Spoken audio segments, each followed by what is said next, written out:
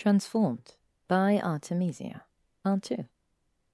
She sat in an armchair in Charlie's hut, warmly clothed with both hands clasped firmly around a steaming cup of tea and a blanket draped around her shoulders. The gash on her leg was covered and healing, thanks to the potions and paste Charlie had on hand. A plate of toast, barely touched, sat on a small table beside her. Draco and Charlie sat together on a small couch opposite. I'm trying to get my head around it all. I really am, but 4 months? I know it's a lot to take in, but yes, you've really been stuck in your animagus form that long, Draco said. The gaps in your memory and the difficulty in reconciling time is to be expected. Charlie nodded in agreement.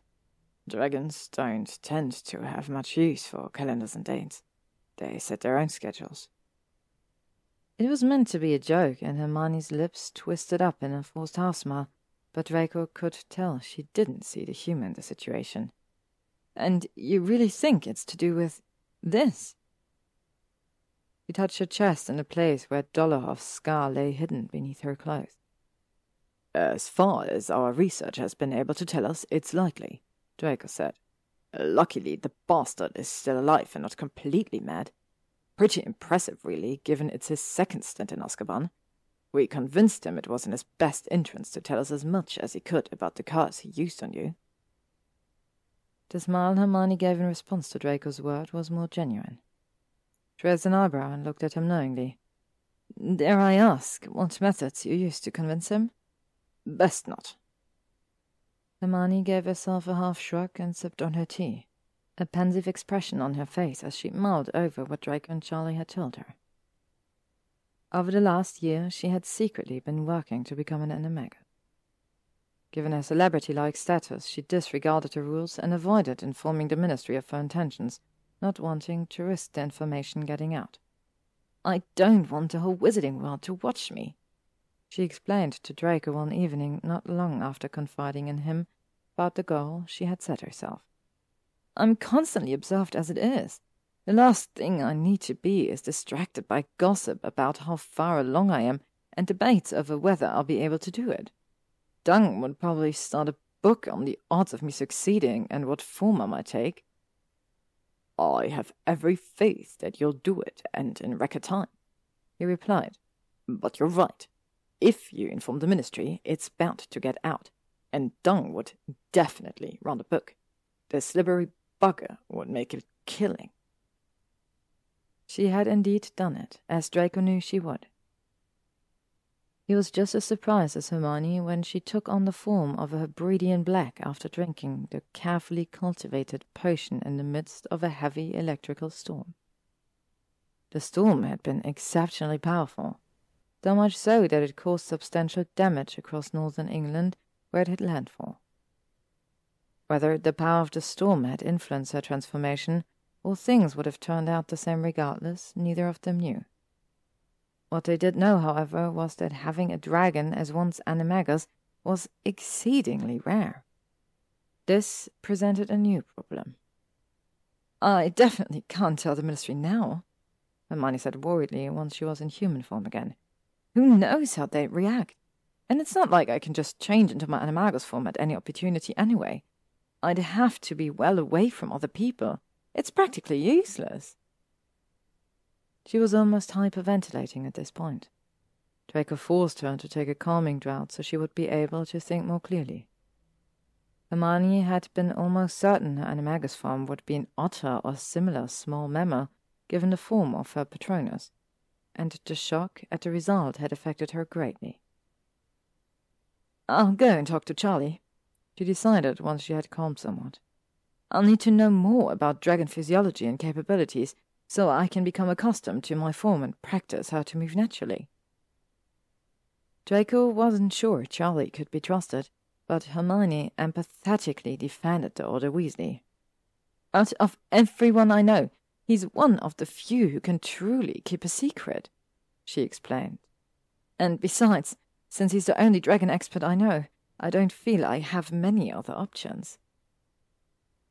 Predictably, Charlie was enthralled and terribly excited to discover the form of Hermione's animagus. He'd made the mistake of asking her, while she was in her dragon form, whether she might take him for a ride. She snorted crossly and blew flames at him through her nostrils, and Charlie quickly apologized. Later, however, she relented and took not only Charlie but Draco as well for a short trip around the dragon reserve. It was the most thrilling and terrifying flying experience of Draco's life, and he suddenly had far more respect for the Golden Trio for having ridden the dragon out of Gringotts during the war. It wasn't until a few months after Hermione achieved her first transformation that she suddenly went missing in the middle of an assignment. She worked alongside Draco in the Department for the Regulation of and Control of Magical Creatures and had been dispatched to continue talks with a werewolf pack living in the Scottish Highlands. When she failed to return, Draco and several Aurors confronted the pack about her whereabouts, but her leader insisted she had never arrived.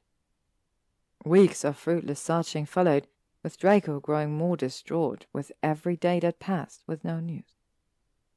His arguments with Potter and Weasley, the sidekick one, who were in the Auror department, became legendary around the Ministry. Draco blamed them for not finding her quickly enough, and they suggested Draco or one of his maids must have something to do with it. It wasn't until there was a sudden spike of reports of dragon sightings across the UK that Draco started to feel hope again. The information that was coming in suggested it was a Hebridean black, and the sheer number of sightings by muggles meant the Department of Magical Accidents and Catastrophes was very busy. He managed to convince his supervisor to assign him to the case and requested Charlie Weasley as his liaison. Together, Draco and Charlie tracked the dragon across the UK, following the reports, never quite managing to spot her for themselves, all the while trying to work out why, if indeed it was Hermione, why she hadn't returned to her human form. Was she stuck that way? Out of desperation, the two wizards finally confessed the situation to McGonagall, begging with her to help them. After giving them both a thorough dressing down for not coming to her sooner, the Transfiguration Professor got to work, researching the various factors which might cause an animagus to become trapped in their animal form. She quickly identified that dark magic could interfere with the individual's control over their transformation, which in turn led the group to immediately think of the curse Antonin Dolohov had hit her with during the fight in the Department of Ministries. Draco needed to interview Dolohov, but he would have no chance of getting in to see the Death Eater himself, and involving anyone in the Auror department, even Potter, would have caused further difficulties. In the end, McGonagall came through again. Using her influence and her formidable reputation, she managed to arrange a discreet visit for the three of them with Dolohov.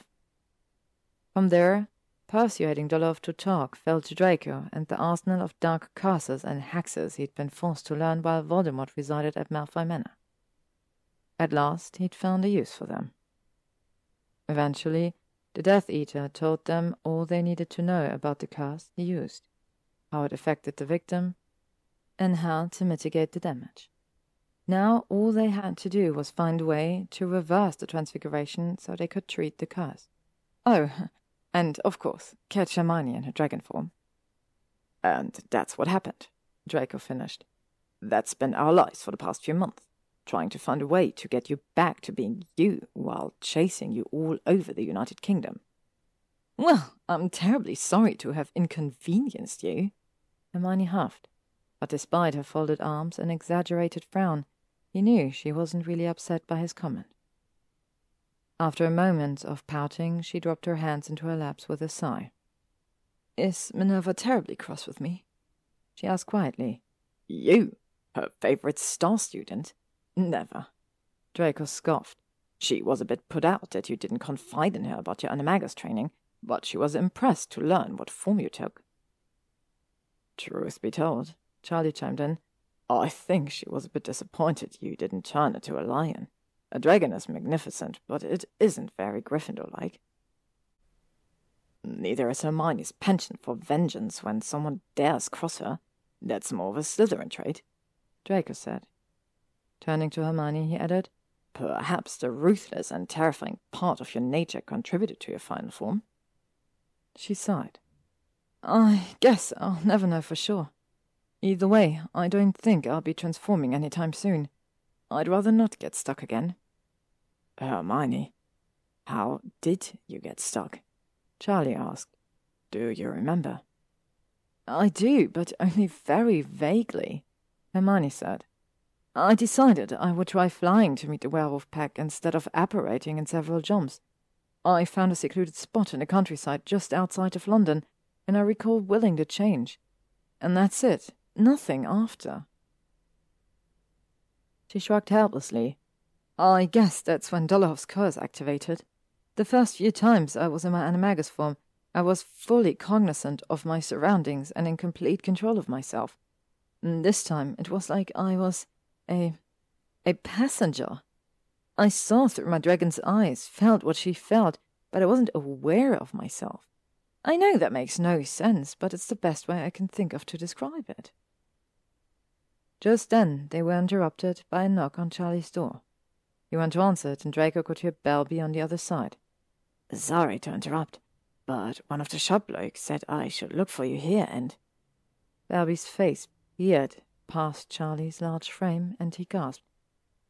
Is it? It's Hermione Granger. Draco shot out of his seat and across the room, pushed past Charlie, and grabbed Belby by the arm, yanking him roughly inside. Shh, he hissed. Don't bloody advertise it to the whole reserve. Belby normally would have cowered in the face of Draco's sharp tone and withering glare. He was too entranced by Hermione's presence to take notice of his mentor's displeasure. You're all right, Belby exclaimed. Everyone's been really worried. You've been missing for ages. We all thought some Death Eater got you, and this is huge. He stepped slowly forward, his eyes wide as if he couldn't quite believe that Hermione was really there. Draco had a moment of panic as he realized that they didn't yet discuss how they would explain away her extended absence, and why no one had been able to find her previously. His eyes cut to Hermione. She was standing up and smiling, extending a hand. Hello, Belby. Lovely to see you again. Yes, I'm quite all right, as you can see. How's your apprenticeship with Draco progressing? Please, call me Norman. And my training is going well, thank you. At least, I think it is. I hope it is. It's good to see you again. Belby babbled as he shook Hermione's hand with vigor. That's enough, Belby. Give the witch some room to breathe, and for Merlin's sake, don't shake her arm right out of its socket. Belby let go of Hermione's hand as if it had suddenly burned him and stepped back, his head down and ears going red in response to Draco's reprimand. Sorry, Miss Granger, he mumbled. I got a little carried away. It's fine, Norman, Hermione said. I've grown accustomed to such warm welcomes, and my arm remains securely attached. She glanced over at Draco and gave him a look that said, That was completely unnecessary, you twit. Now, of course you're perfectly right to wonder where I've been, Hermione continued, leading Belby to the small couch that Draco and Charlie had recently vacated. They sat down together, and Hermione gently put 2 fingers under Belby's chin to make him look directly at her. But what I'm about to say is very important. I need you to pay close attention and do everything I say. Yes, of course, Belby said.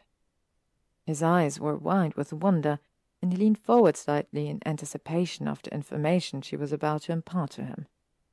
I had to divert from my assignment quite suddenly to attend an urgent and top-secret mission, Hermione said. I couldn't inform anyone of my change in plans, as it may have compromised me otherwise. Unfortunately, it took a lot longer than I had hoped it would, and the risks were greater than what I had originally anticipated. My mission took me to several places, and I ended up close to the Dragon Reserve. Since Charlie Weasley is a close family friend and I needed a place to rest, I elected to reach out to him. I only just arrived several hours ago, about the same time that you did, but I had no idea that you and Draco would be here on assignment of your own. Because this was a top-secret mission, I can't tell you anything more about the specifics. But now that you're here, you can help with a very important task." "Really? You want me to help?" Belby said excitedly. "I'll do anything you need. What should I do?" "I need you to help verify my story, the one I just told you. As you know, sentiment regarding Draco is not always favorable in the wizarding community. I know a few people have accused him of having had something to do with my absence, and I need you to help Charlie and I to disabuse them of this notion." "Of course," Belby nodded. "Is that all?" "Yes. It's imperative that we keep things as calm as possible and don't do or say anything to fuel additional speculation. Merlin knows there will be enough already, regardless of what any of us say. And no matter what, you must stick to the fact. If anyone comes to you with additional theories or assumptions, they are entirely mistaken and you have nothing further to add. Is that understood, Norman?" 100%, Belby said. "I won't let you down, Miss Granger." "Thank you. I know you'll make an excellent officer in our department." Hermione kissed Belby on the cheek, causing the younger man to blush furiously. Draco tried not to roll his eyes. The bloke was sure to be halfway in love with her now. And then again, that had probably been exactly what Hermione had been aiming for. Loyalty through adoration. Tricky witch. Soon after the potential crisis had been successfully averted, they prepared to head back to England. Hermione, Draco, and Charlie huddled together for a final debrief while Belby waited for them outside the hut. "What are we going to do about my condition?" Hermione worried. "What if something happens and my transformation gets away from me like it did before?" Draco offered a reassuring smile. "Already covered. We'll be spending some time with McGonagall and conducting further research. She'll run some diagnostic spells, and she's recruited Theonot to take care of the potions side of things if needed. As if the potions professor he took an unbreakable vow and can be trusted not to reveal your secret. We'll beat this curse and ensure you don't lose control of your animagus powers again." Hermione breathed a sigh of relief. "Okay, that sounds good. Let's go home." She turned to Charlie and embraced him tightly, causing a momentary flash of jealousy to bloom in Draco's stomach. Logically, he knew there never had been and never would be anything between her and the Dragon Keeper. He couldn't help but be reminded that if he didn't make a move soon, another wizard might. And to top it off, he'd realized he could have lost her for good had it not been for his inside knowledge of her animagus form and a big helping of luck. He resolved to ask her out on a proper date just as soon as things had settled down. Having exchanged their goodbyes and their thanks with Charlie, he escorted them to the door. "Come back and visit me soon, yeah?" he urged, his eyes saying more than his words. "Bring the Hebridean back for a visit once you deal with that curse." Belby turned towards them with a grin. "Are you ready to go? Grant, I'm looking forward to getting home." He started to walk away, then stopped and looked back, his expression curious. "Whatever happened to the Hebridean Black captured? Is she all right?" "She's fine, resting and recovering," Charlie said. "Thank you for your help in getting her here. Without your involvement, things might not have turned out so well for her. You'll be an asset to your department." Belby beamed in response to the praise. "I'm glad. And thanks. It was great to meet you, Mr. Weasley." He shook hands with Charlie, then joined Hermione and Draco as they headed towards the main office to organize a portkey back to England. "What an adventure that was," Belby remarked dreamily. "I hope we have more like it soon." Hermione laughed. "Be careful what you wish for, young apprentice." "Agreed. I could do with some nice quiet office time," Draco said. "I've had more than enough excitement to last me for the next few months." They arrived at the main office, and after a short wait, their transportation was ready. Draco placed a discreet hand on Hermione's lower back as they gathered around the portkey, waiting for it to activate. She smiled warmly at him in a way that made his heart flutter with nervous excitement. The portkey glowed, and they all reached for it. Just before Draco felt the familiar pull behind his navel, Hermione's free hand slipped into his. The end. Thank you all so much for listening to this wonderful story by Art3misiA.